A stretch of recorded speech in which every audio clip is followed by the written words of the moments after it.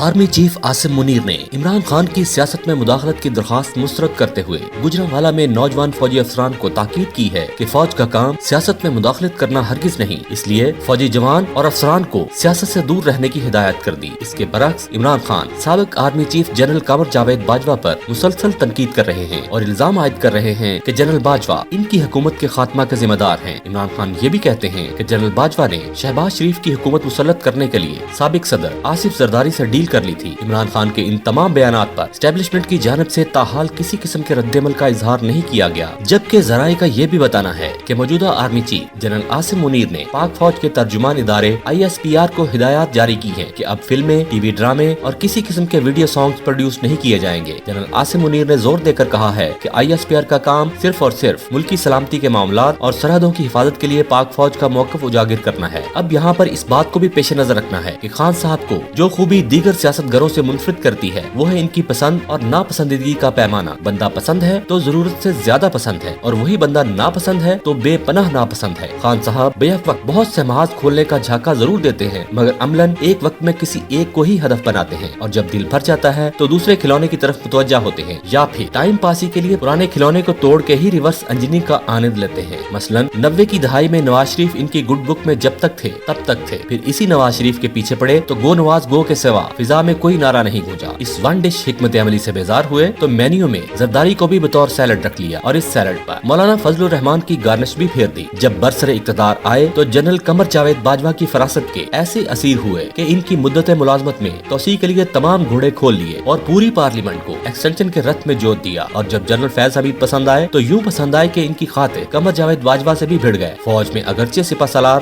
با اختیار ہوتا ہے، مگر وہ حکمت عملی سمیت تمام اہم فیصلے پرنسپل سٹاف آفیسرز اور کور کمانڈرز کو اعتماد میں لے کر ضروری مشاورت کے ذریعے کرتا ہے۔ فوج اور PTI میں یہی بنیادی فرق ہے۔ اس وقت نہ عمران خان وزیر اعظم ہیں، نہ فیض حمید جنرل ہیں، اور نہ ہی قمر جاوید باجوہ سپہ سالار، مگر خان اعظم جب تک دوبارہ وزیر اعظم نہیں بن جاتے تب تک ان پر باجویت طاری رہے گی۔ ایک سینئر چینی سفارتکار نے پاک چین قربت پر ناک منہ چڑھانے والے اپنے ہم منصب امریکی سفارتکار سے کہا تھا کہ پاکستان اس خطے میں چین کا اسرائیل ہے۔ اسی کسوٹی پر پاکستان بالخصوص پنجاب کی سیاست میں مسلم لیگ کاف اسٹیبلشمنٹ کا اسرائیل ہے۔